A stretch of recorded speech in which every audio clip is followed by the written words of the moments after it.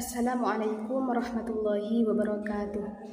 Perkenalkan, nama saya Khalifatul Jannah dari Prodi Ilmu Al-Quran dan Tafsir, Fakultas Usuluddin dan Dakwah, Universitas Islam Negeri Madura.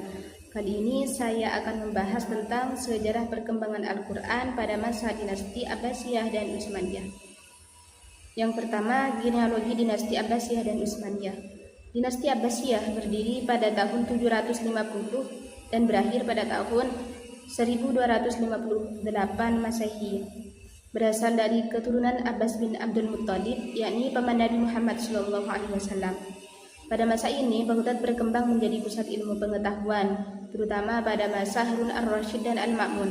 Sedangkan dinasti Utsmaniyah berdiri pada tahun 1299 dan berakhir pada tahun 1924 Masehi. Didirikan oleh Utsman bin Ertogril di Anatolia. Dinasti ini mencapai puncak kejayaannya pada masa Muhammad Al-Fatih yang menaklukkan Konstantinopel tahun 1453 Masehi.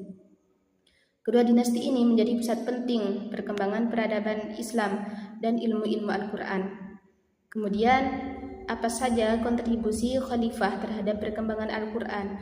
Kontribusi khalifah terhadap perkembangan Al-Quran pada masa dinasti Abbasiyah yaitu yang pertama, lahirnya lembaga ilmiah seperti Baitul Hikmah. Yang kedua, penyempurnaan penulisan mushaf seperti tanda baca, titik, dan harokat. Dan yang terakhir, perkembangan tafsir, gramatika Arab, dan kodifikasi ilmu qiraat. Sedangkan pada masa dinasti Utsmaniyah yaitu yang pertama, standarisasi penyalinan mushaf secara resmi. Kedua, kemajuan percetakan mushaf di Istanbul pada abad 19 yang menyebar ke seluruh dunia Islam. Dan yang terakhir, pengembangan kaligrafi naskhi dan huruf sebagai standar mushaf modern. Selanjutnya, bagaimana peran ulama qiraah di masa keduanya? Peran ulama qiraah pada masa dinasti Abbasiyah yaitu yang pertama, munculnya ulama besar qiraat seperti Ibnu Mujahid, yakni tokoh yang menetapkan 7 qiraat mutawatir. Yang kedua, berkembangnya ilmu bahasa dan tafsir seperti At-Tabari, Al-Farra, dan Az-Zajjaj. Sedangkan pada masa dinasti Utsmaniyah, peran ulama qiraah yaitu yang pertama, penguatan sanad qiraat melalui madrasah-madrasah resmi. Kedua, tokoh seperti Hafiz Utsman memperindah standar mushaf Utsmani.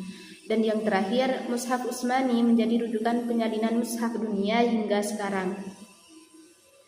Mungkin hanya ini yang dapat saya sampaikan, kurang dan lebihnya mohon maaf. Terima kasih. Wassalamualaikum warahmatullahi wabarakatuh.